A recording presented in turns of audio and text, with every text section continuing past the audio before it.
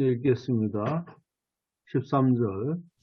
그날에 그들 중 둘이 예루살렘에서 25리 되는 엠마로 하는 마을로 가면서 이 모든 된 일을 서로 이야기하더라.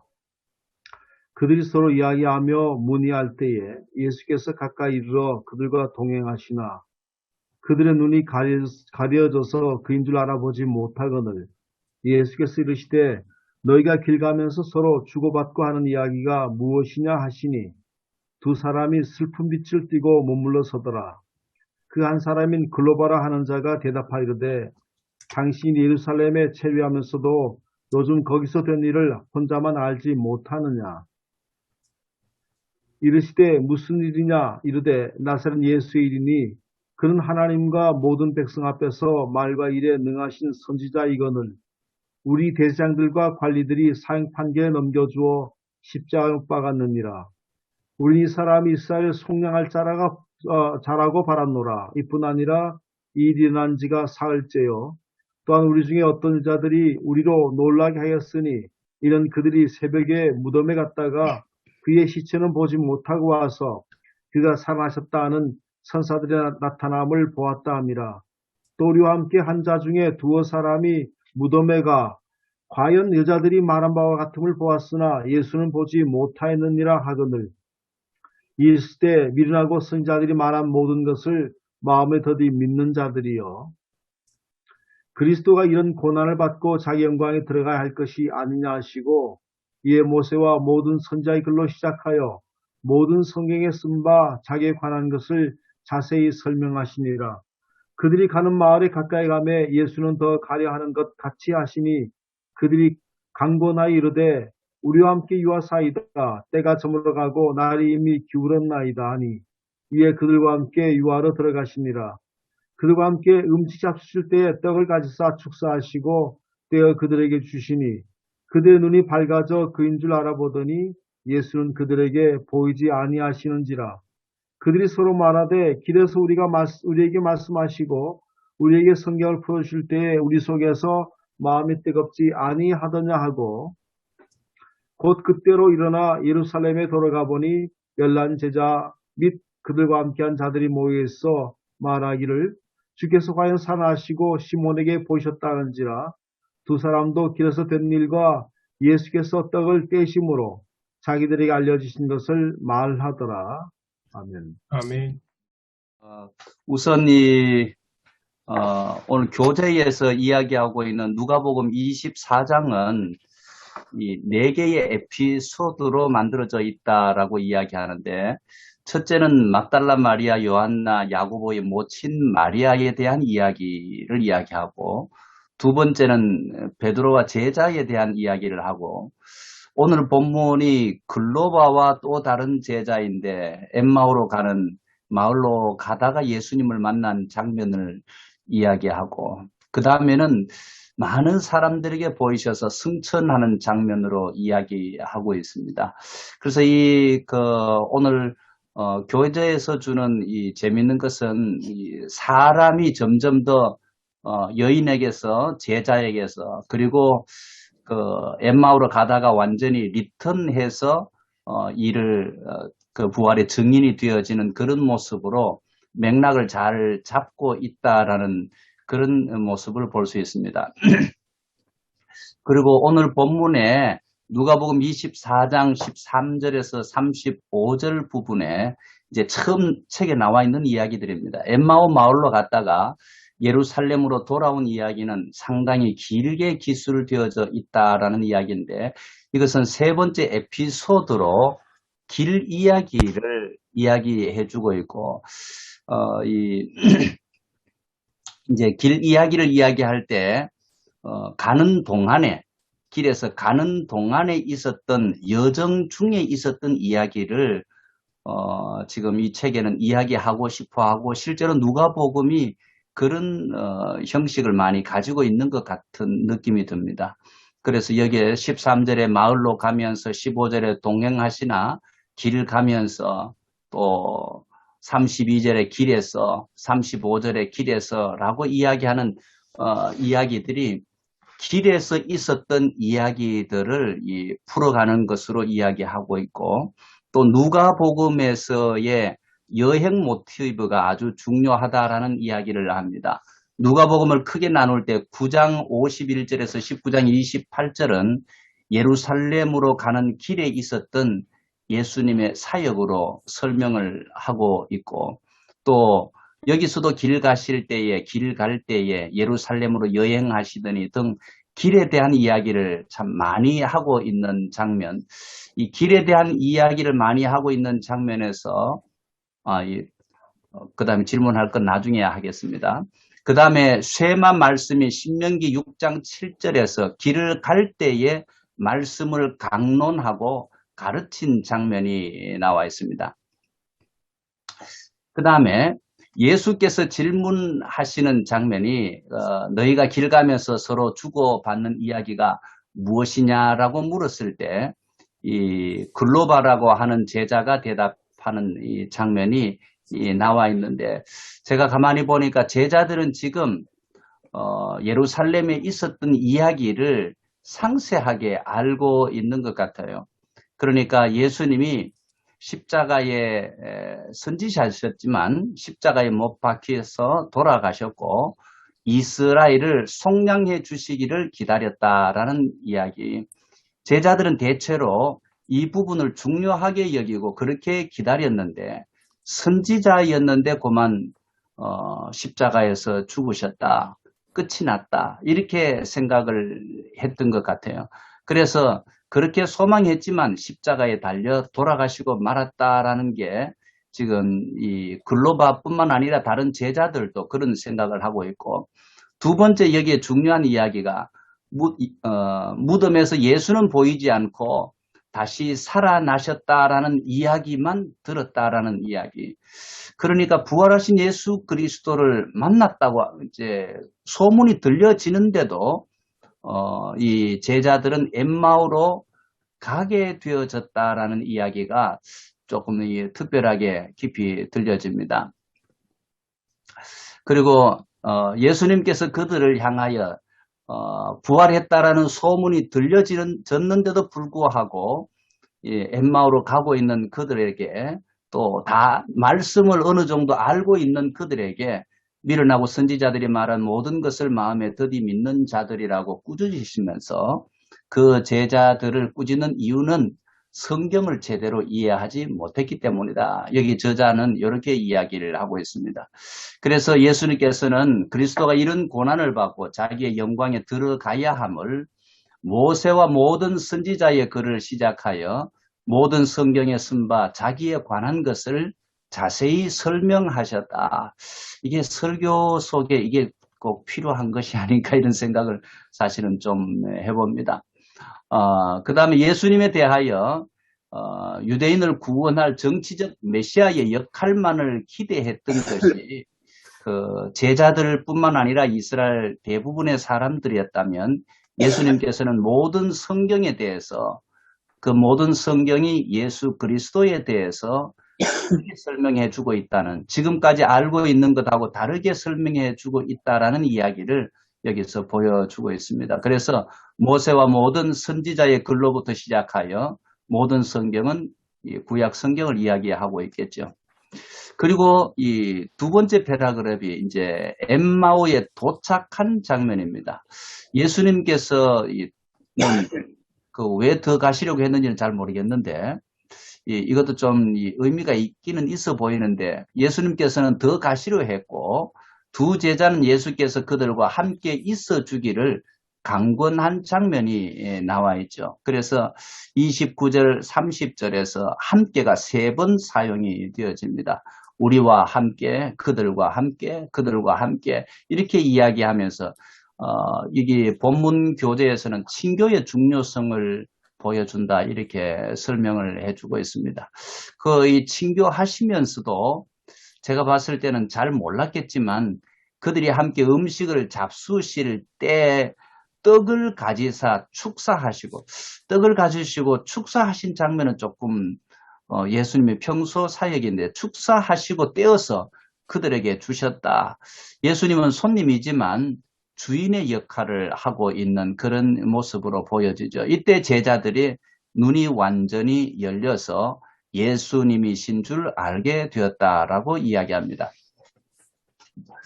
그러나 예수님은 그들에게 제자들이 예수님을 알게 되어지니까 예수님은 안 보이는 것입니다. 그래서 갑자기 사라진 것에 대한 예로는 에디오피아의 장관에게 세례를 준 후에 빌립이 사라진 것과 베드로가 옥에서 풀려난 직후 천사가 사라지는 그런 현상들을 성경에는 좀 기록은 하고 있는데 저는 좀 잘 모르겠습니다. 그리고 두 제자는 이제 눈이 완전히 열려서 하나님의 의해 일어난 일을 통해 믿음의 눈으로 볼 수 있게 되었다. 예수를 알아보지 못했지만 이제 알아보게 된 것은 영적인 계시에 의한 것이다. 예수를 바로 알게 되는 것은 말씀에 대한 해석과 예수님과의 친교를 통해서이다라고 설명을 해주고 있습니다. 저는 이야기를 여기까지 하고 싶습니다. 그래서 질문을 좀 하자면 엠마오로 가는 이유가 무엇일까? 엠마오로 가는 이유가 무엇일까? 이제 그런 엠마오로 가는 게 어떤 뜻일까, 어떤 의미일까 이런 것을 좀 이야기 나누고 싶고 제자들이 알고 있는 그 내용은 어느 정도일까? 어느 정도일까? 그리고 예수님이 살아났다라는 소문이 있는데도 왜 내려갈 수밖에 없었을까? 그 부분도 조금 이야기를 나누었으면 싶고요. 또 어떤 장소에서 말씀이 아니라 특별히 이 누가복음에는 길 위에서 이야기해 주는 이야기가 참 많다라는 이 길에서 행로에서 이제 길이라고 하면 우리의 삶의 어떤 그 여정과도 같고 어떤 꼭 일반적인 길이 아니어도 그런 길과 같은 느낌도 있는데 그래서 어떤 장소에서의 말씀이 아니라 길에서 해주신 말씀은 어떤 말씀일까 또 어떤 의미일까를 좀 나누고 싶고 너무 많나요? 네 번째는 회복이 되면 왜 예루살렘으로 가야 할까? 그래서 엠마오와 예루살렘에 대한 이야기 제목이 또 엠마오와 예루살렘이어서 예루살렘은 어떤 의미이고 엠마오는 어떤 의미일까를 첫 번째와 네 번째로 같이 좀 생각해 보면 좋겠다라고 생각을 합니다.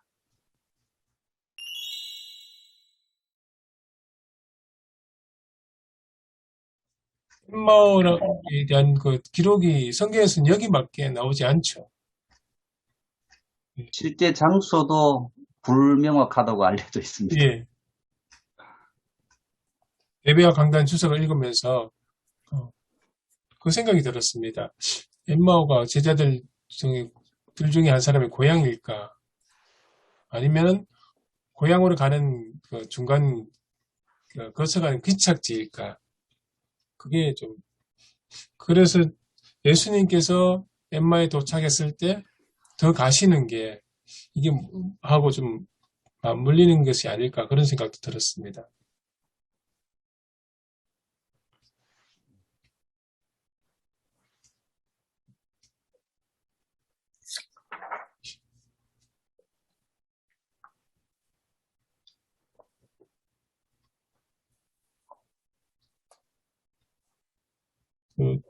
지금 첫 번째가 엠마오로 가는 이유가 무엇일까?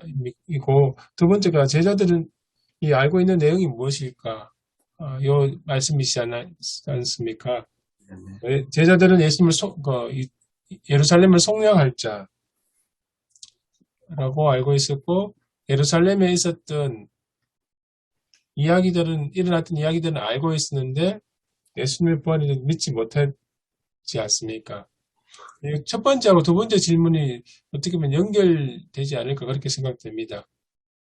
그러니까 빈 무덤의 이야기를 많이 들었지만 이 사람들이 직접 예수님을 만나지 못했기 때문에 예수님의 부활을 믿지 못했기 때문에 어떻게 보면 절망하고 좌절, 그러니까 뛰어난 선지자가 나타나서 예루살렘을 이제 해방할 것이라고 믿었는데 결국은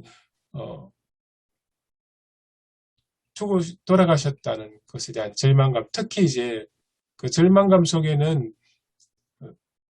이 글로바라는 사람이 했던 말 속에 보면 예수님을 죽인 사람들이 로마 군병이나 총독이 아니고 자기 대제사장과 관리 이렇게 돼 있거든요. 자기 민족 사람이라는 것에 대해서 좀 더 절망해지지 않을까.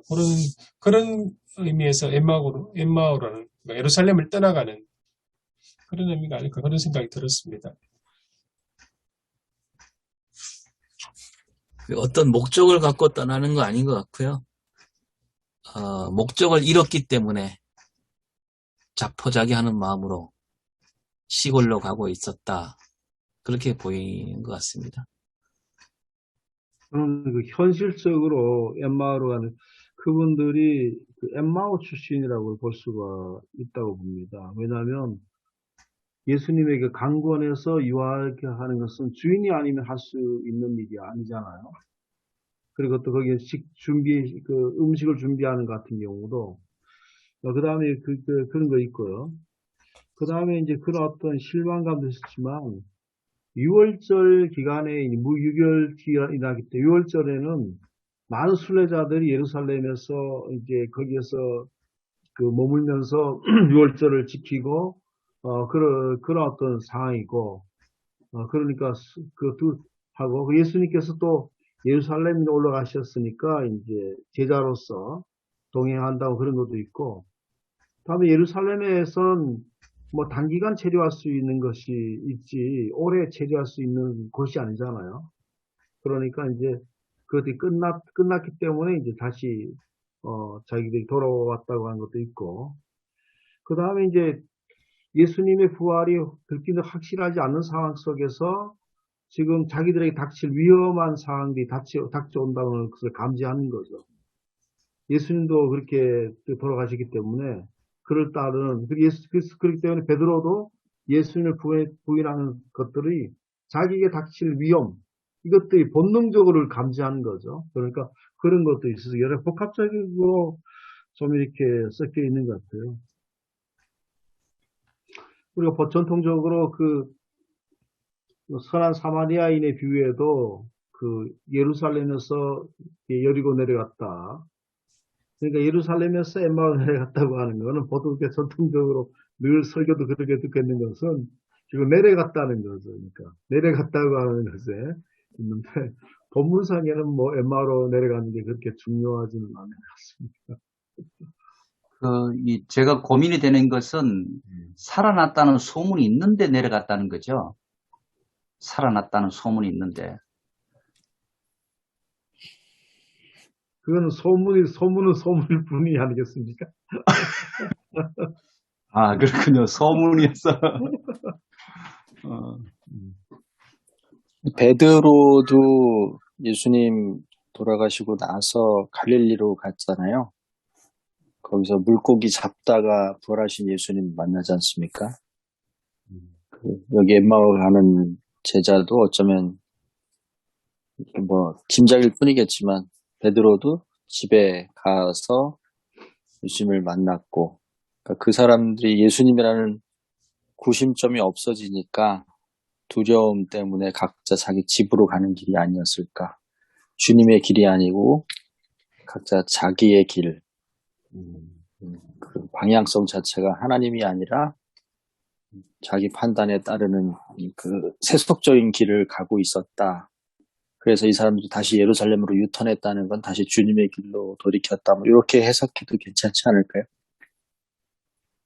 뭐 예수님이 다시 살아났다 해도 이미 예수님이 돌아가실 때 이 사람들은 자기들이 따르던 예수는 아니었구나. 저분이 자기들이 바라는 어떤 세상을 만드실 분은 아니다라고 이미 결론을 지었고, 그분이 다시 살아나는 소문이 있든 없든 간에 뭐 이제는 그분의 길을 갈 마음은 아예 접은 거죠. 예, 제자들이 예수님이 다시 살아났다고 해갖고 어떤 다시 새로운 기대를 갖는 그런 상황이 아닌 것 같습니다. 오늘 우리가 볼 때는 예수님이 다시 살아났다 그러면 정말 말씀대로 살아나셨고 정말 우리를 구원하시는 구세주로서 본 모습을 드러냈구나라고 우리가 이해하겠지만 그 당시는 다시 살아난다 해도 자기들한테는 의미가 없었던 거죠. 이 엠마오 가는 제자들이 여자들이 와서 하는 얘기를 들었던 사람들이고, 그러니까 보면, 오늘도 보면, 그날의 그들 중이라 그러잖아요. 이 그들 중은 뭐냐면, 여자들이 와서 알렸는데, 그 자리에 있었단 얘기고, 그 다음에 또 이 사람들이 한 얘기가, 베드로와 요한이 가서 빈 무덤을 보고 온 거를 확인했잖아요. 다 확인했지만, 그런다 한들 예수님의 부활이 자기들에게는 의미가 없는, 뭐 놀라운 기적일 수 있지만 그건 의미를 두지 않기 때문에 그냥 내려갔다라고 할 수 있는 것 같습니다.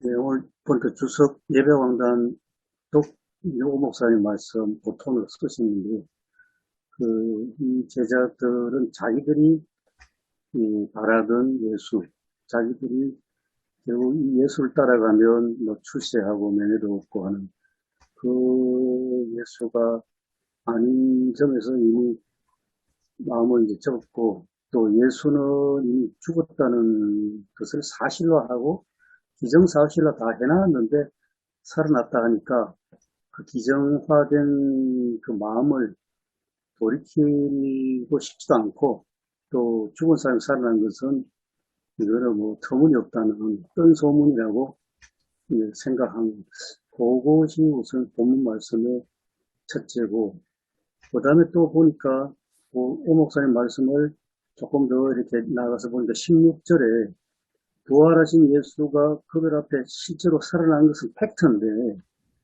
팩트가 나타나도 그들의 눈이 가려워서 팩트를 알아보지 못하고 있다. 이게 이제 인식을 못하는 것은, 팩트가 나타나도 마음문이 닫히면 이게 팩트를 몰라본다는 그런 굉장한 스토리가 여기 포함되어 있습니다. 예, 저도 눈이 가려졌다고 이야기하고 나중에는 다시 눈이 열려지게 되거든요. 예, 예, 그런 의미에서 오성일 목사님의 그 이야기에 많이 공감을 하는데, 그거는 지금 이 제자들의 상황이 자기들이 기대하고 바랐던 자기의 생명을 던져서라도 따를 만한 그런 가치 있는 분이 이 속량이 우리로 이야기하면 독립인데, 독립이나 이런 것을 되어질 것으로 기대를 했었는데, 십자가에 죽는 모습을 보니까 이제 다시 살아난들 뭐 그 길이 아니겠는가 이런 생각이 좀 들어져서, 이제 부활해서 실제로 눈앞에 있다고 한다고 해도 저는 오늘 이 본문을 보면서 지금 이 제자들은 이제 더 이상은 예수를 따를 이유가 없겠다 이런 생각을 하고 떠나간 것이 아닌가 이런 생각이 좀 들었습니다.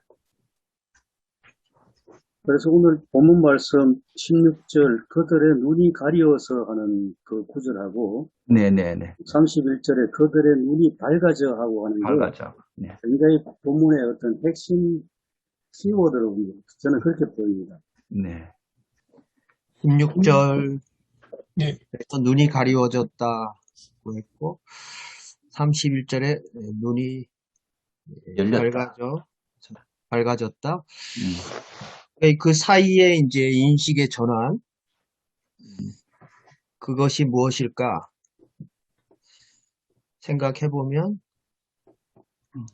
예수님이 직접 하신 말씀이 그 사이에 한 세 가지가 나오는 것 같아요. 17절에 뭐 얘기하느냐?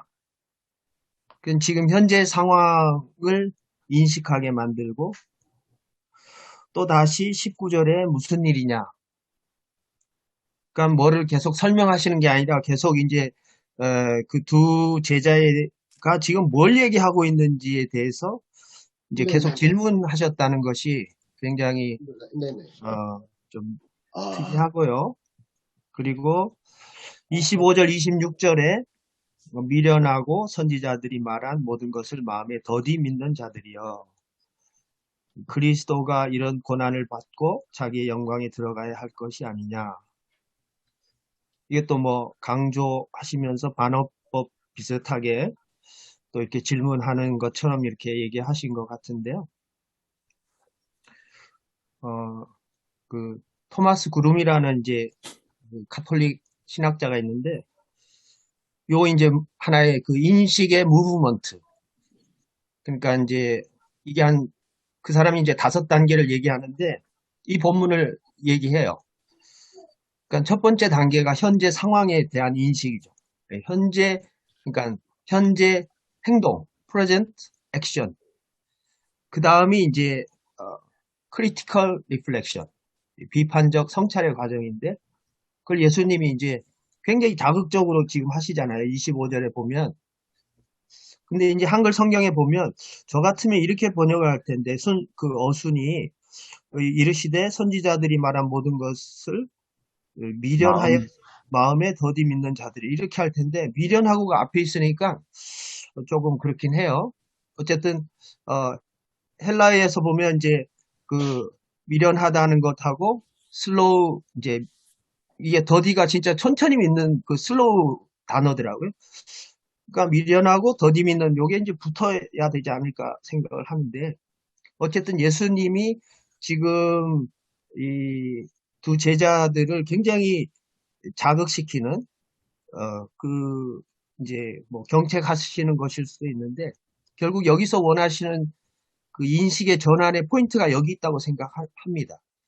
그러니까 자신의 현재 상황이나 행동에 대해서 그냥 무덤덤하게 지나가는 것, 또 남들이 했던 얘기 그냥 주워 듣고 그냥 서로 푸념하듯이 얘기하는 게 아니라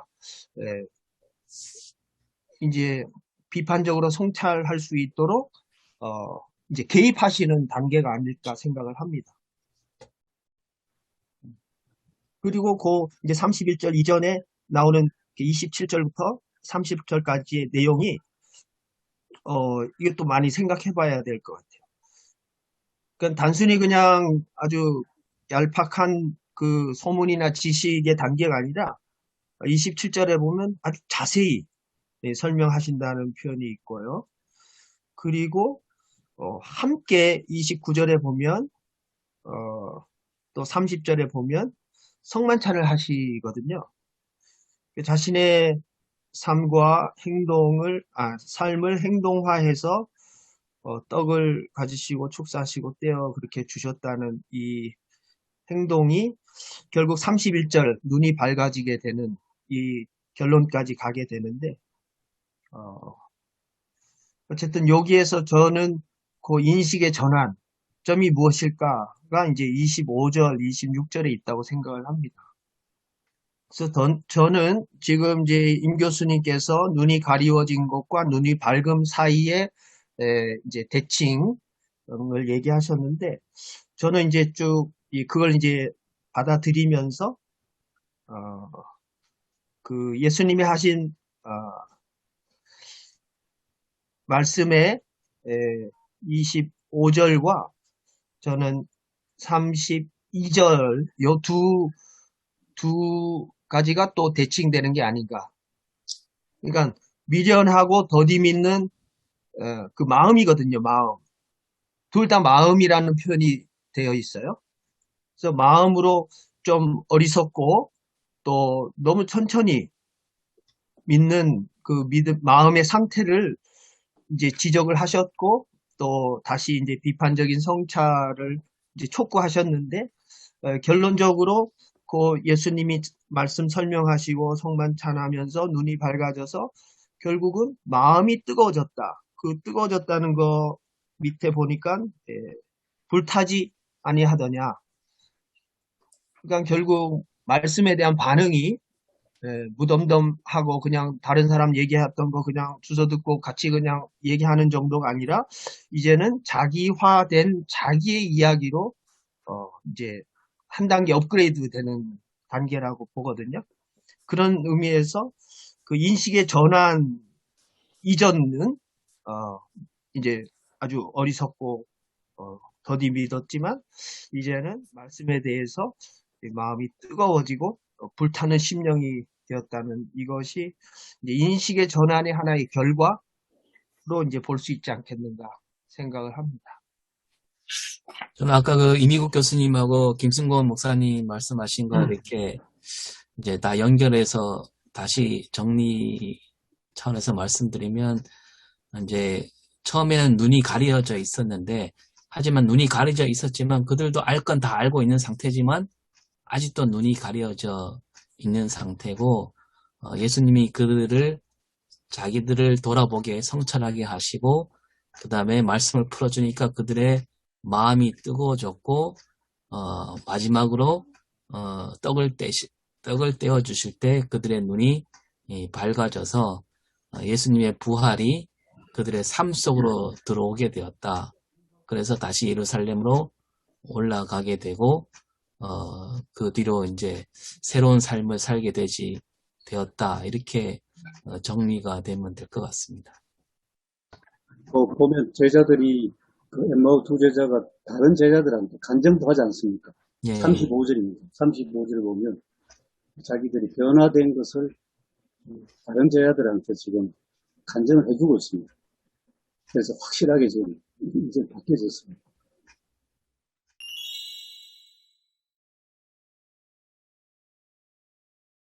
그런데 저는 그 이성재 목사님 말씀하셨던 제자들이 알고 있는 내용이 무엇일까? 요 질문을 좀 더 연결시켜서 조금 다른 입장에서 생각을 해봤습니다.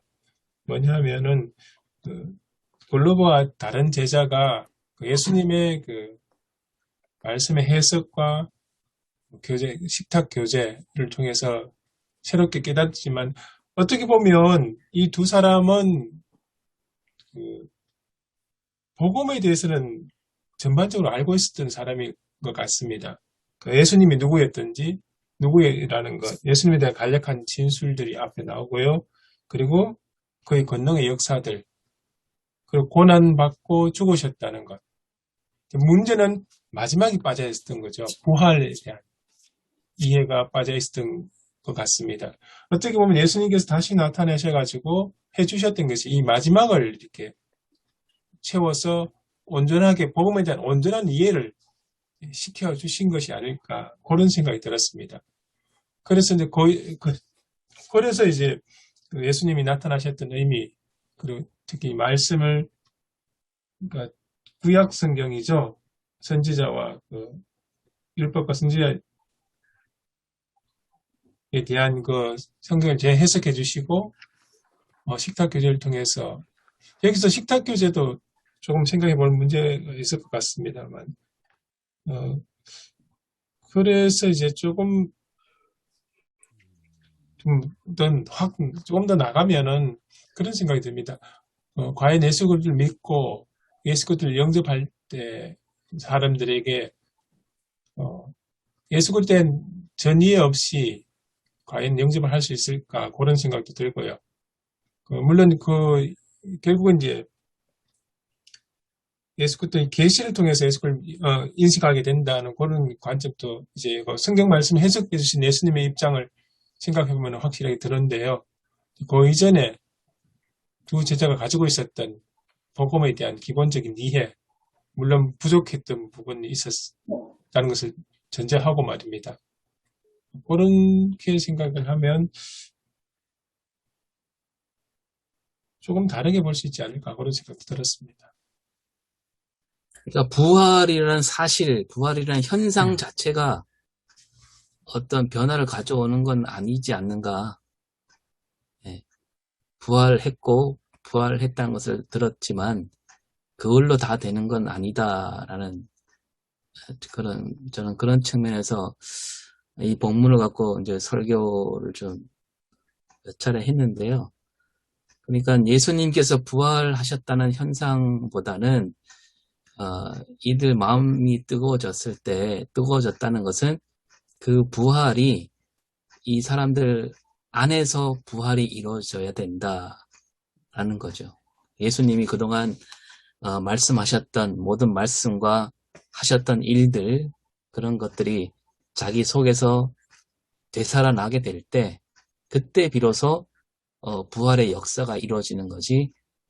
부활했느냐 안 했느냐, 부활 현상 자체가 어떤 그 제자들에게도 변화를 주지 못했다라는 거죠. 예. 네, 그거는 저도 충분히 공감합니다. 동의를 하고요. 그러니까 그 부활 현상이 그 사건이 나를 위한 사건으로 인식이 될 때, 그때 이제 비로소 온전한 복음을 받아들이게 되는데, 그거는 오늘 본문에 보면은 앞에 나왔던 예수님이 하셨던 일. 그러니까 하나님 말씀을 여기 보면은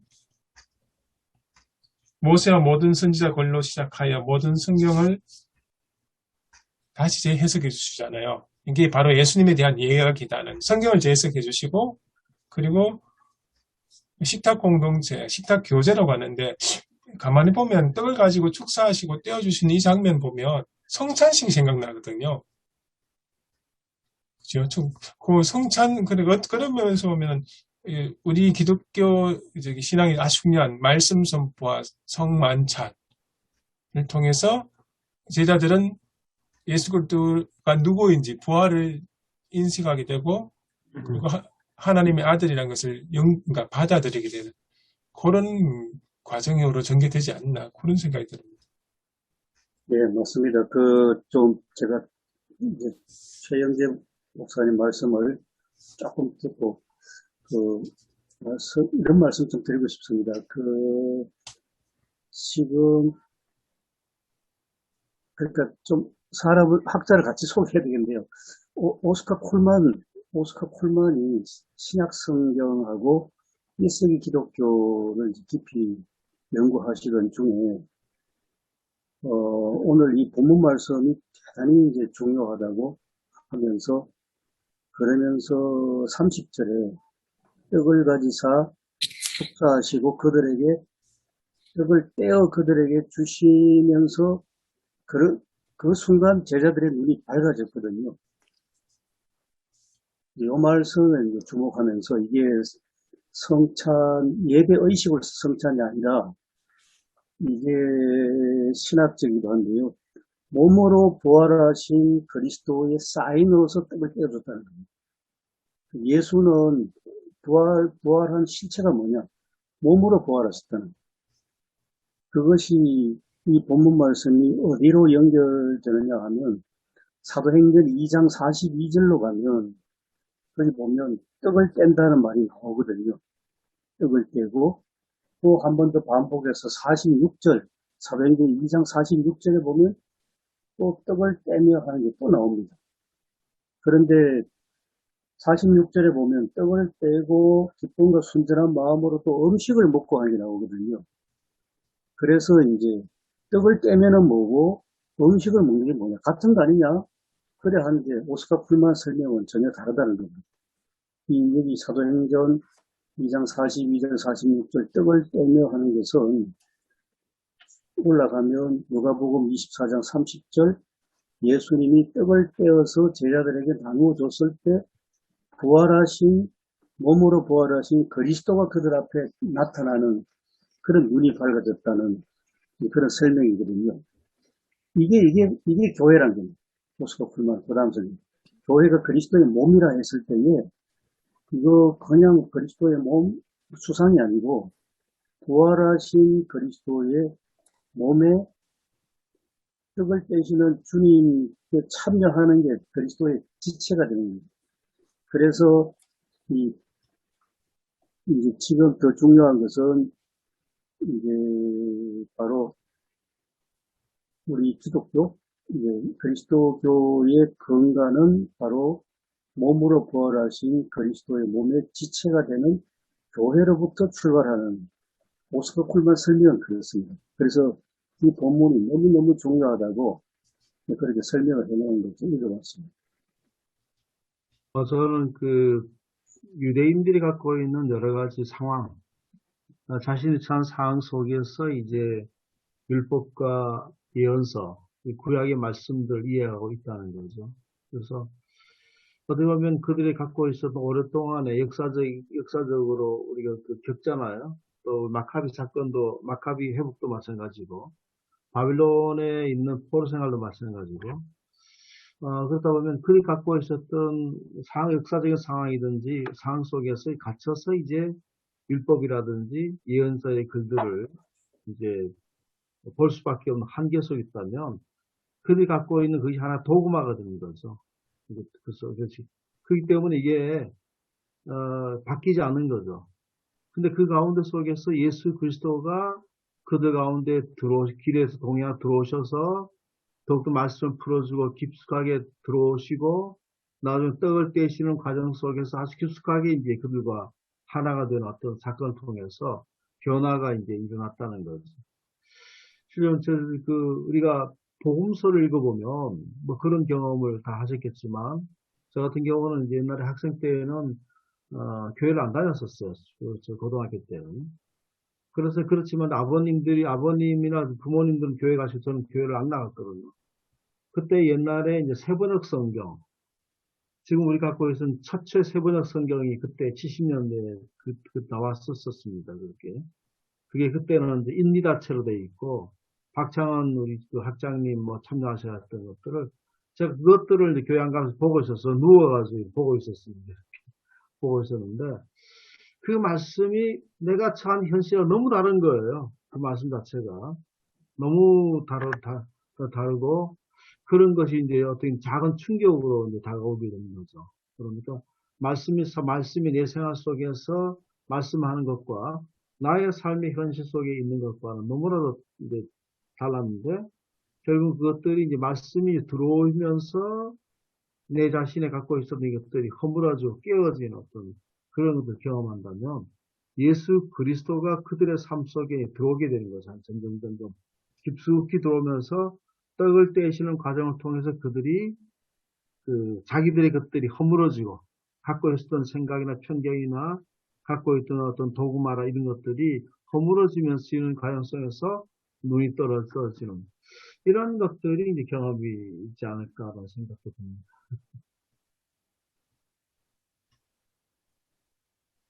오늘날도 우리도 어떻게 보면 우리가 신학이라고 하는 것들, 지금 우리가 이제 훈련받았던 신학이라든지, 교회 상황이라든지, 목회 현장이라든지, 이런 것을 갖춰서 우리가, 계속 우리가 있지 않은가. 이게 안 바뀌는 거죠. 특히 우리가 목회자들이 자기들이 갖고 있었던 것들이 하나의 뭔가 이게 하나의 어떤 그게 되는 거죠. 율법이 되고 돼서 안 바뀝니다. 이게 소통이 안 되는 거죠. 다른 사람들하고 소통도 안 되고, 목회자들은 오랫동안 이제 목회만 했으니까 자기의 어떤 그 안에 있는 거죠. 울타리 속에 있기 때문에 성도들과도 소통이 되기가 쉽지 않거든요. 그래서 세상과의 소통은 또 말할 것도 없고, 이것을 하면서 이 복음이 우리에게 예수 그리스도 오늘 이 사건은 우리에게도 계속되는 사건이 되어야지 않겠나. 그리고 성도들도 마찬가지입니다. 다들 우리 힘들어하는 분들이 교회 처음 나온 분들이 아니라 오랫동안 신앙생활하고 착실하게 신앙생활 했던 사람들이 어떻게 보면 더욱더 이게 풍성해져 가고 더 넓어져 가는데 실제로 생각이 더 좁아져 가는 거거든요. 그러니까 전부 더 좁아져 가고 내가 생각했던 하나님, 내가 만난 예수가 최고라 생각하는 그런 게 다른 사람하고 타협이 없고 전혀 수용하려고 하지 않는 이런 태도가 신앙생활에 오래 모를수록 더 그것들이 되고 더 어떤 말하는 기도 많이 하고 성경 많이 읽고 하는 사람들이 더욱더 이제 이게 좁아지게 되는 거죠. 이런 것들을 이렇게 그런 걸 느낀다면 이런 사건들 생활 속에 지속적으로 일하지 않아야 되겠나 하는 생각을 하게 됩니다. 네, 그리고 제가 또 조금 다른, 좀 엉뚱한 생각일 수도 있고 좀 다른 생각일 수도 있는데, 오늘 그 두 제자가 예수님의 부활을 온전히 이해하고 예수님을 볼 수 있게 된 게 예수님의 말씀 해석과 식탁 교제이지 않습니까? 근데 사실 전체 이렇게 흐름을 순서로 봤을 때 막달라 마리아가 제일 처음 예수님을 만났는데 그 이전에 보면 전부 다 막달라 마리아나 베드로나 빈 무덤을 경험하거든요. 근데 빈 무덤을 부활과 연결시키지 못해요. 그런데 막달라 마리아가 예수님을 만나면서 비로소 부활을 하신 예수님을 알게 되고 믿게 되고, 베드로도 마찬가지거든요. 빈 무덤을 보고 부활을 연결시키지 못하고, 베드로도 나중에 예수님을 직접 보고 나서 다 부활 확신하거든요. 오늘 엠마오 가는 제자들도 이야기는 들었지만 그 빈 무덤하고 부활을 연결시켜서 생각하지 못하거든요. 근데 예수님께서 말씀을 해석하고 그리고 식탁 교제를 하면서 이제 눈이 밝아져서 예수님을 인식하게 되잖아요. 그렇다면 이제 그 다음 세대 그리스도인들은 어떻게 예수를 인식할까?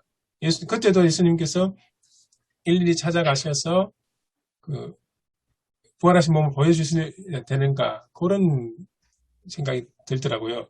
그래서 그 다음 세대들에 대한 그 하나의 장치로서 그러면은 그 다음 세대 그러면 우리까지 해당해서 우리들은 어떻게 해서 그것을 깨닫게 되고 알게 되냐 했을 때 오늘 나왔던 그 두 가지 중요한 요소, 말씀의 해석, 그러니까 계시와 성만찬, 식탁 교제를 통해서 엑스고스를 부활하신 예수를 알아간다는 그런 관점이 하나의 그 도구로서 이렇게 은연중에 가르쳐주고 있지 않을까 그런 생각이 듭니다. 도마 이야기도 그런 관점에서 볼 때 이전에 제자들은 직접 예수님을 만나서 알았지만 그러면 예수님을 만나지 못한 수많은 후대의 그리스도인들은 어떻게 예수님 어떤 믿음이 더 가치 있고 좋은 믿음이냐 했을 때 보지 않고 믿는 믿음 이야기를 하거든요. 도마와는 다르게 그런 관점에서 생각한다 본다면 오늘 엠마오에 가는 그 두 제자를 행했던 이 두 가지 말씀의 해석과 그리고 성만찬 교제를 통해서 그리스도를 경험하고 알아갈 수 있다. 그런 관점에서 하나의 좋은 이야기가 아닌가 그런 생각이 들었습니다. 그러니까 최영재 목사님 말씀하신 게 그 어떤 우리 신앙의 과정 중에 일부라고 볼 수 있겠지만, 그러나 우리가 성경이 말하는 부활에 대한 그 기사들은 예수님이 제자들한테 내가 부활한 게 사실이다.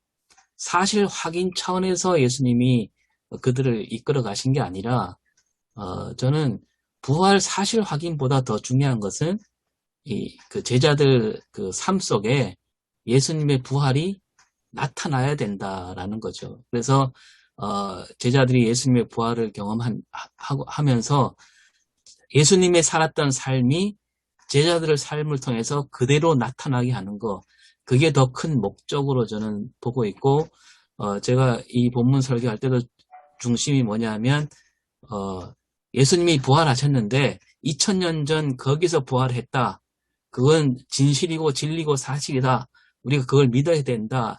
이런 측면이 아니라 예수님의 부활은 제자들의 삶 속에서 부활하셔갖고 사도행전에 보면 제자들 삶 속에 예수님의 삶이 그대로 드러나게 된다라는 거죠. 그런 의미로 이 부활을 그렇게 우리가 봐야 되지 않는가라는 생각을 해봅니다. 네, 오스카 콜만 이야기도 그겁니다. 그렇기 네. 때문에 성찬이라는 것도 그런 차원에서 네. 그래서 성찬이 교회에서 1년에 몇 차례는 예전 예식을 아니라는 거죠. 보면 삶 속에서 몸으로 부활하신 그리스도가 우리 가운데 계시고 그래서 하나의 사인으로 우리가 그 떡을 뗄 때 성령이 역사한다는 게 그게 이제 나중에 이제 증인들 위해 성찬 신학이기도 하고 그래서 굉장히 두루두루 이제 중요한 오늘 본문 말씀 그걸 굉장히 오스카 쿨만이 강조했습니다. 심지어는 이런 이야기까지 합니다. 오스카 쿨만은 우리가 이제 성찬할 때 예수께서 잡히시던 날 밤하고 그 본문 가져오지 않습니까? 그건 오스카 쿨만 얘기는 그 성찬은 사도 바울 때 비로소 시작된다고 그래 봅니다. 그래서 이 지금 엠마오 두 제자 성찬이라든지 사도행전 2장의 나오는 떡을 떼며 이 성찬은 포도주가 없지 않습니까? 이 포도주가 없다는 그 말은 곧 성찬의 핵심이 부활이란 거죠. 그리스도의 몸으로 부활하신 그리스도의 어떤 지체로서 교회가 출발한 거다.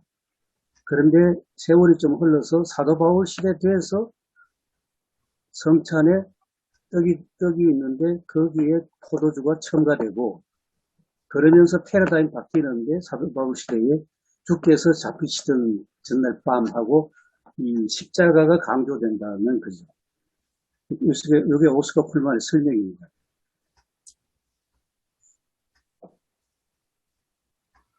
그래서 제가 말을 덧붙이자면요. 예수님이 오늘 만약에 부활하셨다라고 했을 때 예수님은 기자회견을 하진 않는 분이다 이거죠.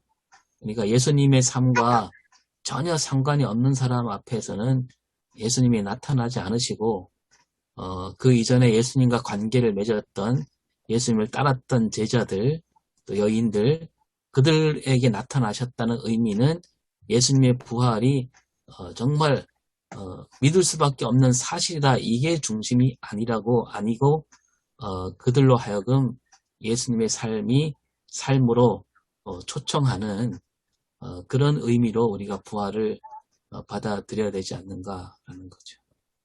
목사님 얘기가 지니는 의미는 충분히 알겠고 현상을 넘어서서 실제화된 믿음의 반응이 중요하다는 뜻에서 말씀하신 것 같고요. 네. 그런데 이제 그 팩트, 사실로서의 역사와 또 의미로서의 역사, 이것이 구분은 되는데 이것을 어느 한쪽으로만 채택할 수 있겠는가? 왜냐하면 그것이 신학적으로는 구분되어지고 또 예를 들어서 뭐 의미로서의 역사를 우리가 더 많이 받아들일 수밖에 없는 역사적인 한계 있는데 우리가 가지고 있는데 그것은 또 인식의 차이가 있을 수 있다는 거예요. 목회자들은 그걸 충분히 이제 구분해낼 수 있는데 예를 들어서 그 현상이나 사실을 실제화해서 믿고 있는 사람에게 그건 사실 아니라고 얘기할 필요는 또 없는 것은 아닌가라는 생각을 하는데 결국 그것이 이제 오늘 말씀이 주는 의미가 이제 녹화 방송처럼 우리에게 들리잖아요. 라이브가 아니라. 근데 실제로 예수님의 비전은 무엇이었을까? 그러니까 이 지금 두 제자의 길 가는 그 도상에서의 그 스토리 가운데 예수님이 그 스토리에 지금 질문도 하시고 개입도 하시고 이제 도전도 하시는데 그리고 설명도 하시고 또 몸으로 보여주시는 만찬도 하시는데 결국 예수님이 무엇을 그 스토리 가운데 어떤 비전을 갖고 계셨는가 생각을 해보면 지금 하신 말씀들이 다 이제 연결되는 게 아닌가 생각을 해봅니다. 그러니까 그 최영재 목사님 얘기하신 것처럼 계시의 말씀과 성만찬 교제 말씀하셨고 또 우리 임 교수님도 아주 깊은 얘기를 해주신 것 같아요. 그리고 신학적으로 이렇게 바울로 가면서 이제 십자가가 강조됐다는 그 말씀에는 상대적으로 부활이 또 덜 강조됐다는 의미도 될 수 있는데 결국 예수님의 비전은 아까 이제 다음 세대 지금까지 이어져 오는 교회에 대한 비전이 아니었을까. 결국 그 교회가 무엇이어야 하는가? 그 교회 본질을 사실 오늘 말씀을 통해서 다시 유추하고 다시 기억해내고 다시 혹시라도 변질된 모습이 있다면 찾아서 다시 또 성찰해서 회복돼야 되는 부분이 아닐까라는 생각을 합니다. 네. 그래서 결국 예수님의 비전을 따라서 우리는 이제 말씀 공동체, 식탁 공동체를 하는데 이게 자꾸 녹화 방송이 된다는데 저는 굉장한 그 부대낌이 있어요. 제가 이제 지금 9년째 렉셔너리 이제 쓰고 있고 매주 성만찬을 했어요. 근데 지금은 코로나 때문에 이제 할 수도 없고 그런데 성만찬을 할 때 이제 이렇게 보통 뭐 그 조그만한 동그란 거 사가지고 이렇게 나눠주는 게 아니고 이제 한 사람 한 사람이 다 나와서 제가 떡을 떼주면 이제 빵이죠. 그걸 받아서 옆에 이제 하고 그다음 기도하고 이제 먹는 건데 이게 왜 이제 어떤 깊은 의미를 가진 라이브 방송이 안 될 때가 처음에는 많았고 또 중간중간에 어떻게 매주 성찬을 하느냐 이 교회 사람들이 저항이 있었어요. 왜냐하면 그걸 우리가 왜 매주 준비해야 되느냐 이런 저항이 있었고요. 권사님들이 그 기존 방식대로 그 닦고 씻고 준비하는 그 일찍 와서 해야 되고 늦게까지 남아서 그게 해야 되는 거에 대해서 그런 저항이 있었고 또 하나의 이제 어려움은 이제 매주 하다 보니까 매주 하는 교회가 별로 없잖아요. 그러니까 다른 교회에서 오거나 새로 온 사람들은 이 교회가 이단이다. 왜 매주 성찬식을 하냐. 그런 이제 저항도 이렇게 경험을 했습니다. 그래서 어쨌든 우리가 이거를 이제 우리 목회 안에 이렇게 적용할 때에 우리는 이제 본질을 알고 그렇게 하려고 하지만 실제로 부가적으로 이게 라이브 방송이어야 되는데 녹화 방송으로 이해하는 사람이 너무 많지 않는가. 그런 참 에러라고 해야 되는지 또 뭐 녹두리가 됐는지 모르겠습니다만 참 쉽지는 않다는 생각을 하고요. 근데 이제 제가 처음에 이제 이 빵을 이제 떼고 이제 잔을 이제 나눠주고 하는 그 과정에서 저는 매주 하면 정말 제가 지겨울 줄 알았어요. 그리고 몇 주 하면 이게 진짜 너무 루틴하게 해가지고 이게 조금 그렇게 생각이 됐는데 근데 매주 눈물을 흘릴 정도로 그 의미들이 가슴속에 다가오고 물론 성도들 가운데는 저게 뭔지도 모르고 같이 우는 분도 있고 또 이제 약간 우습게 생각하는 그런 사람들도 있었어요. 네. 근데 어쨌든 다양한 반응을 이제 제가 경험을 하면서 결국 이 두 가지 본질은 우리가 꼭 붙잡고 가야 되지 않겠는가 생각을 하면서도 결국 마음이 뜨거워진 그 상태에서 이것을 나누어야 하지 않겠는가. 이게 이제 교리화되고 이건 뭐 그냥 하는 거야. 그렇게 되면 이제 본질은 다 없어지고 그냥 또 다른 재방송 또는 녹화 방송이 되는 것은 아닌가라는 그런 뭐 반성과 성찰을 해봅니다. 이상입니다.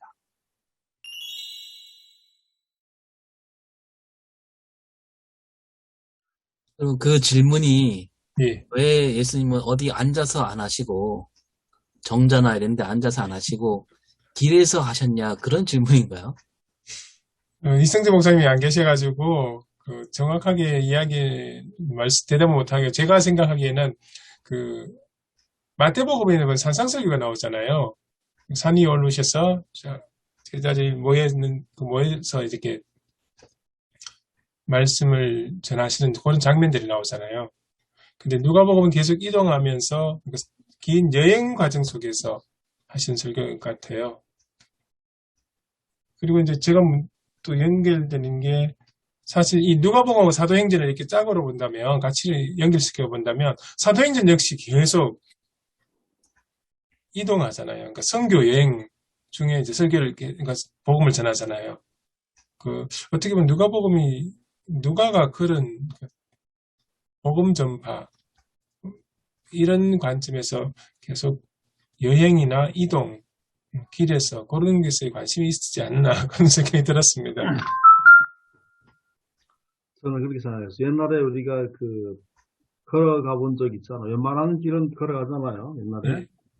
이제 도시는 몰라도 이제 농촌 같은 경우는 거의 걸어 다녔습니다. 제가 어렸을 때만 하더라도, 거의 뭐 20리, 30리는 보통 걸었습니다. 그냥. 그 시간들이 많이 걸리잖아요. 걷는 시간에. 보통 뭐 2시간 뭐 걸리기도 하고 3시간도. 그러면 왔다 갔다 하면 하루가 걸립니다. 그러니까, 근데 그처럼 지금처럼 무슨 뭐 도로가 잘 되어 있는 것도 아니고, 근데 지금처럼 차로 그냥 뭐 왔다 갔다 갈 수 있는 그 거리도 아니고, 그러니까 삶이 이곳에 있으면 계속 이동해야 되는 그런 어떤 것이 삶의 일부였을 거예요. 그렇기 때문에 어떤 길에서 얘기했던 것들이 자연스러운 거다. 지금 같은 경우는 좀 차로 간다 그러지 않습니까? 차로. 뭐 비행기가 있는 시대도 아니까. 근데 그게 생활이 때려 떨어질 수 없는 생활의 일부가 되는 거죠. 우리가 조금만 가도 걸어가. 요즘에는 뭐 조금만 우리 동네 가도요. 걷길 싫어하지 않습니까? 제가 이제 우리 박혜기 목사님 사역하는 오빠님도 동네가 조그만해요. 근데 거기 있는 사람들도 다 차 타고 다니는 거예요. 건너가도 차 타고 다니고. 그래서 제가 제안하기를 그 모임에서 동네 자전거 타고 다니자, 걸어 다니자, 그렇게 얘기를 차 타지 말자. 그런 거 제안했거든. 그런 어떤 우리 거기에 공동체에 있어서 그 환경 내지는 유기농 공동체에 있었기 때문에 제안도 했었거든요. 그런데 이제 그래서 했고, 또 길에서 얘기하면 집중이 잘 된다고 볼 수가 있거든요. 그 얘기하면 바람 소리도 있고 새 소리도 있고 있기 때문에 귀를 기울이지 않으면 사람들의 그 이야기를 잘 들을 수 없거든요. 옆에 사람 얘기가. 또 떨어져 있으면 안 되고 바싹 다가가야 얘기가 듣지, 떨어져 있으면 얘기가 안 들리잖아. 더 집중을 할 수 있고.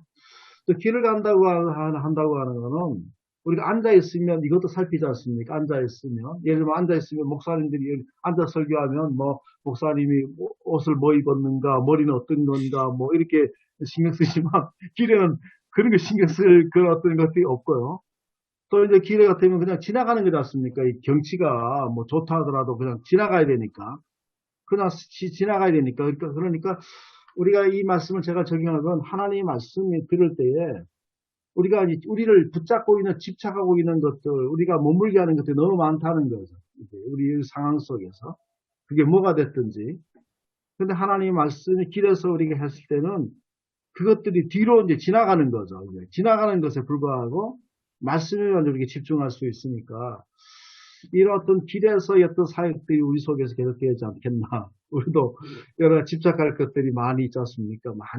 집착할 것들이 많이 있고 그러는데 그런 것들이 그러니까 길에서 떠나면서 하나님 말씀이 시적으로 들려야 되겠죠. 좀 자유로워져서 그런 생각을 해봤습니다. 저도 동의를 하면서 그 노마디즘이라는 예. 그래서 우리가 정착하고자 하고 안전지대를 계속 만들고 확장하고자 하는 그런 게 이제 또 하나의 도시 문화를 이루고자 했던 바벨탑일 수도 있는데요. 어쨌든 그 이제 길이의 영성을 강조한 사람 중에 하나가 이제 데이빗 보시 그 선교학자 중에 한 사람이고, 또 마삼락 선교사님도 길이의 영성을, 도상의 영성을 좀 이야기한 부분인 것 같아요. 근데 이것을 개인적으로 순례자로 적용할 수도 있지만 사실은 교회에 적용할 수 있는 부분이 크죠. 세상 안에 있지만 세상에 속하지 않는 공동체로서의 그 항상 이동할 수 있는 그 텐트가 움직이는 그 초막절처럼 내가 익숙한 것에 머물고자 하는 그런 그 것들을 이제 극복하는 그런 교회 공동체의 그 긴장감, 또 천국을 지향하는 그 순례자로서의 태도, 이런 것들이 반영된 의미에서의 길이라는 의미를 생각하면 상당히 좀 더 깊어질 수 있지 않겠는가 생각을 해봅니다. 근데 그 성경 본문을 볼 때 이제 우리가 그런 의미를 담아서 새롭게 그 해석해서 신학화해서 메시지로 갈 수 있다는 거 저 동의를 하는데, 뭐 적어도 누가가 어떤 편집 과정에서 그런 의미를 두고 길을 강조했다라고까지는 볼 수 있겠지만, 예수님이 처음부터 그런 의미를 갖고 그 길이란 의미를 갖고 이렇게 길 위에서 말씀하셨다. 이렇게 도출하는 것은 너무 또 다른 영역인 것 같아요. 그거는 이제 다른 주제로 얘기할 때 그걸 끄집어낼 수 있지만, 지금 예수님이 하필이면 길 위에서 설명하셨다, 말씀하셨다를 갖고 그걸로 가는 거는 좀 너무 이렇게 그 비약이 아닌가라는 생각이 듭니다. 그런데 이제 그 말씀에 동의하고, 그렇죠. 어떤 의미를 거꾸로 이렇게, 환원시킬 수는 없으니까요.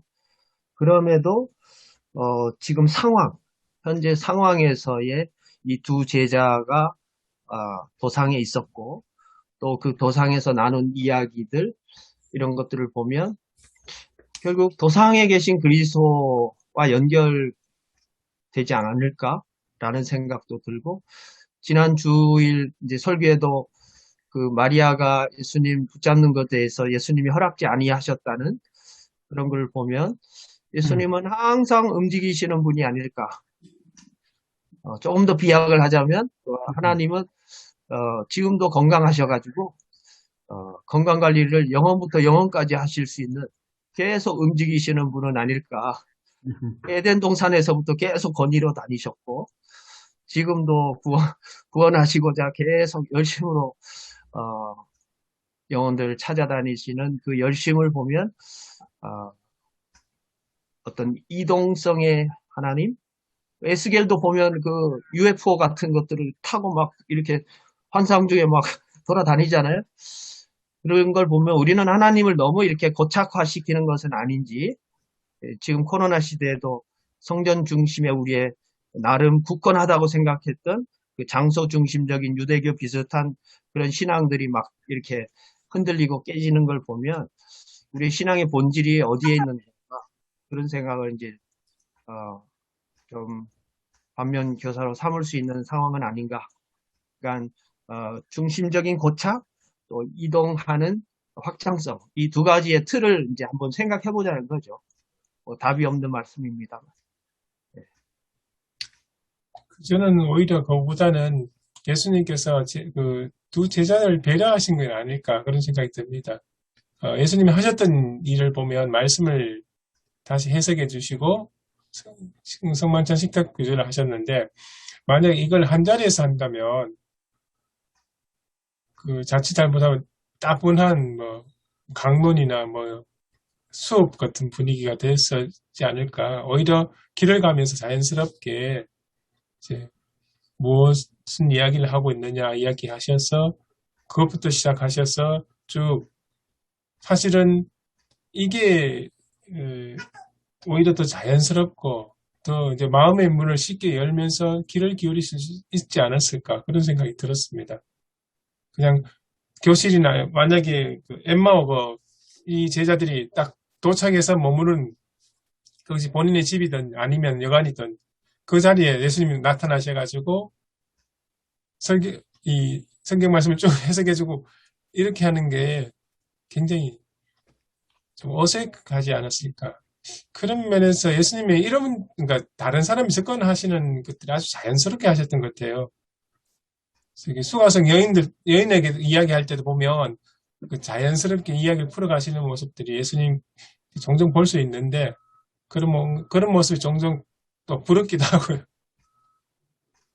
제 생각은 그렇습니다.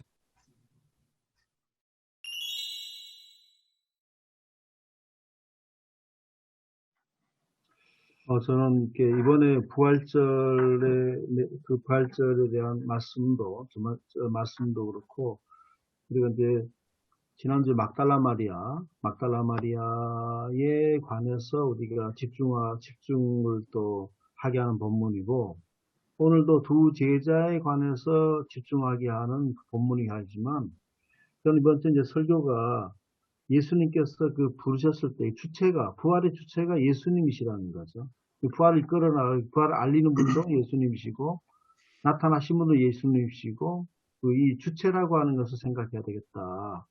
그래서 그것을 예수 그리스도의 부활을 경험한 사람들의 이야기도 굉장히 소중하지만, 예수 그리스도가 지금도 그 당시에 나타나셔서 행동하셨다는 거죠. 그래서 전반적으로 좀 35절에 좀 주안점이 있다고 보는데, 그 모든 과정을 통해서 예수님께서 하시고자 하는 일이 뭔가, 그 길에서 된 일, 떡을 떼심으로 된 일들이 통해서 자기들에게 알려주신 것을 말하도록 하는 거죠. 예수 그리스도가 결국 살아나셨다고 하는 것을 알리시기 위해서, 아까 교회 공동체 알리시기 위해서 예수 그리스도가 그들을 만나기도 하고 대화도 나누고 떡도 나누고 그렇게 하셨기 때문에 부활의 전반적으로 이 설교를 통해서 주도적으로 이끌어 가시는 그분이 그 당시만 있는 것이 아니고 오늘 지금 이 순간에도 우리와 교회와 함께 하시는 분이십니다. 이 성찬식을 통해서도 우리가 그것들을 성령 임재하심을 느낄 수 있듯이 예수 그리스도가 그들의 증언 속에만 나타나신 분이 아니라 오늘 우리의 목회 현장 속에서도 예수 그리스도가 나타나신다고 하는 거를 우리가 그것들을 우리가 잊어서는 간과해서는 안 된다 그런 생각을 하고. 사랑이 많으신 하나님 아버지, 이 귀한 아침 저희들이 귀한 시간 허락해 주셔서 감사합니다. 함께 하나님의 말씀을 읽고 생각하며 의견을 나눴습니다. 인간인 저희들이 하나님의 말씀을 전한다는 것 자체가 무척 어렵고 힘든 일입니다. 성령께서 저희들을 도와주셔서 이끄시지 않으면 저희들이 바르게 전할 수가 없습니다. 하나님, 부족한 저희들이 말씀을 바르게 전하기 위해서 노력하는 이 모습들을 긍휼히 여기시고 하나님의 지혜와 능력으로 더해 주옵소서. 또 한 주 동안 목회하는 모든 목사님들, 목회 현장마다 주님 동행하시고 그분들을 통해서 하나님의 선하신 뜻이 펼쳐지게 해 주옵소서. 감사드리며 예수님의 이름으로 기도합니다. 아멘. 아멘. 네, 수고하셨습니다. 고맙습니다. 감사합니다. 네.